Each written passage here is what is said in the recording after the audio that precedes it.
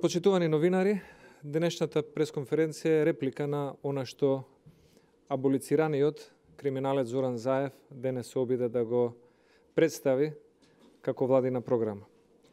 Денес аболицираниот Заев еден час се трудеше преку читање на партиски памфлет да ја увери јавноста, а тоа можеше да го направи само со една минута.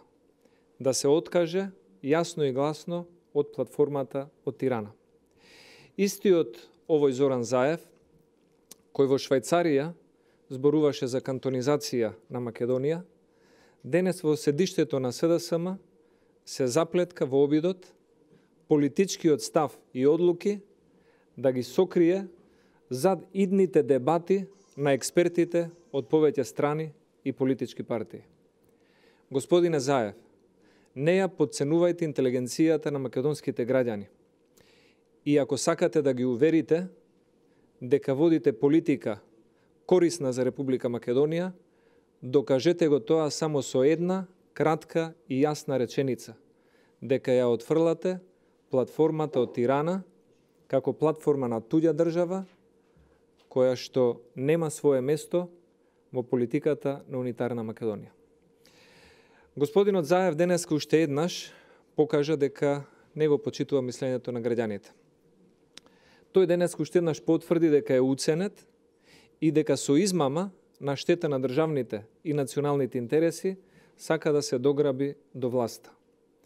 Избор на измама значи кога на изборите ќе победите со една програма, а после изборите ќе прифатите уцена и за да дојдете на власт ќе спроведувате друга програма од која што не сакате да се откажете. Затоа господинот Заев денеска не собра храброст да ја отфрли јасно платформата од Тирана и сите елементи кои што се содржани во неа.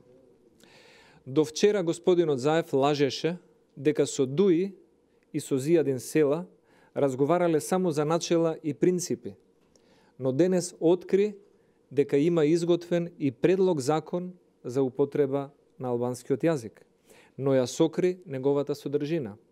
Го сокри, например, членот 8, кој што беше претходно истакнат во јавноста. Денес господинот Заев откри дека се разговарало и за осуда за резолуција за геноцид врз албанците во Македонија, но не откри и не кажа што ќе содржи таа резолуција и кога ќе биде донесена.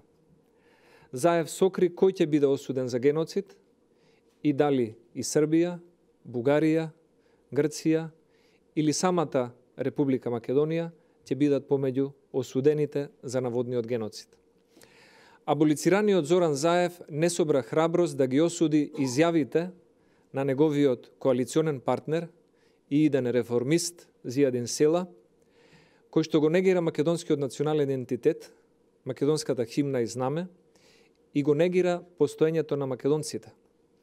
Овој коалиционен партнер на господинот Заев, идниот реформист Зијадин Села, со своите 3 подписи го купи националното достоинство на Зоран Заев, доколку воопшто го има. Зоран Заев конфузно се обиде да ги излаже граѓаните, ја прочита програмата на СДСМ и се сокри зад празните флоскули дека ќе се дискутирало во иднина за химната, за грбот, за знамето, но и дека за тоа ќе одлучувале експерти. Граѓаните на Република Македонија на изборите не гласаа за експерти. Тие гласаа за политичари, за кандидати за пратеници и кандидати за премиери.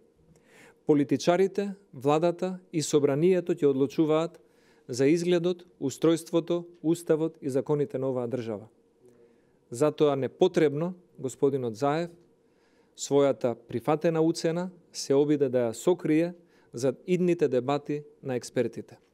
Експертите на ДУИ и експертите на СДСМ, кои се тие и какви ставови ќе имаат?